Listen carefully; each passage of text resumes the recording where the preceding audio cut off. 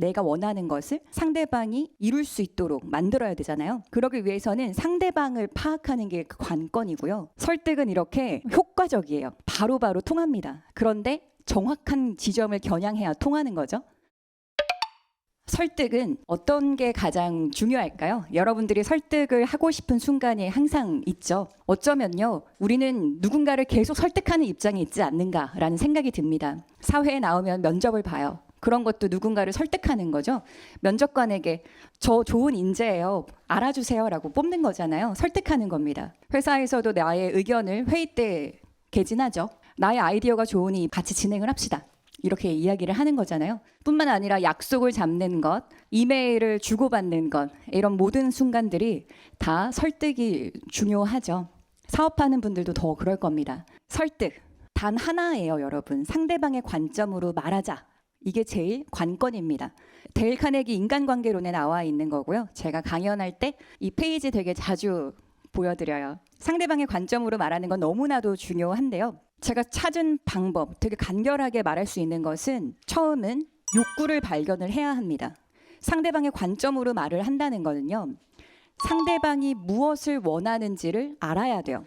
근데 우리는 신이 아니니까 이 사람이 뭘 원하는지 몰라요. 충분한 대화와 시간을 들여서 계속 관심을 갖고 관찰을 해야만 이 사람이 뭘 원하는구나 라고 알 수 있습니다.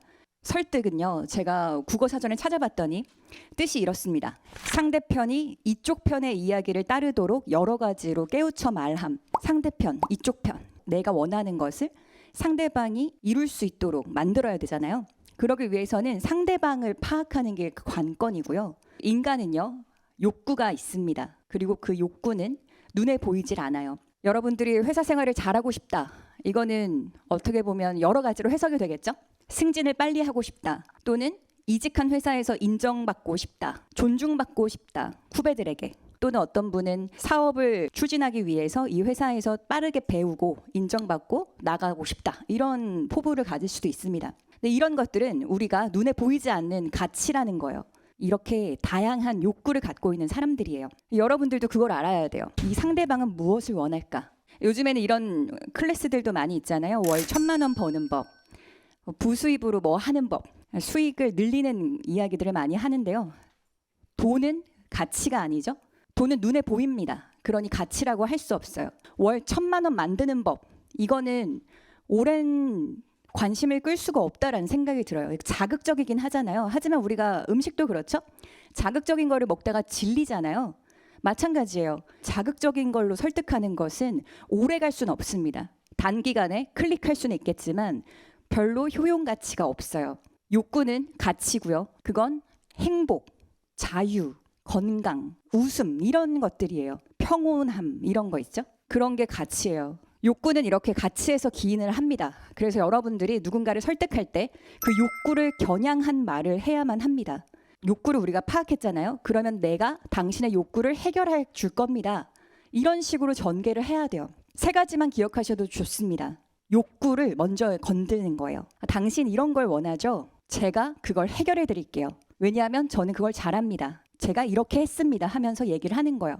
그래서 욕구, 해결, 방법, 이 3가지 순으로 내용을 이야기를 하면은요, 편안하게 흘러갑니다. 예시를 들어볼게요. 제가 오늘도 한 대표님과 수업을 아침에 했는데요. 그 대표님과 제가 얼마 전 원데이 수업에서 만났습니다. 저는 1:1 수업은 기업 강연에서만 합니다. 그래서 요즘에는 1:1 수업을 안 한 지가 몇 해가 흘렀었는데요. 이분이 1:1 수업을 하기를 원했어요. 그래서 제가 갸우뚱하고 있었어요. 원래 요즘에 안 하고 있다, 그런 이야기를 하고 있는데요. 이분이 저를 설득한 거죠.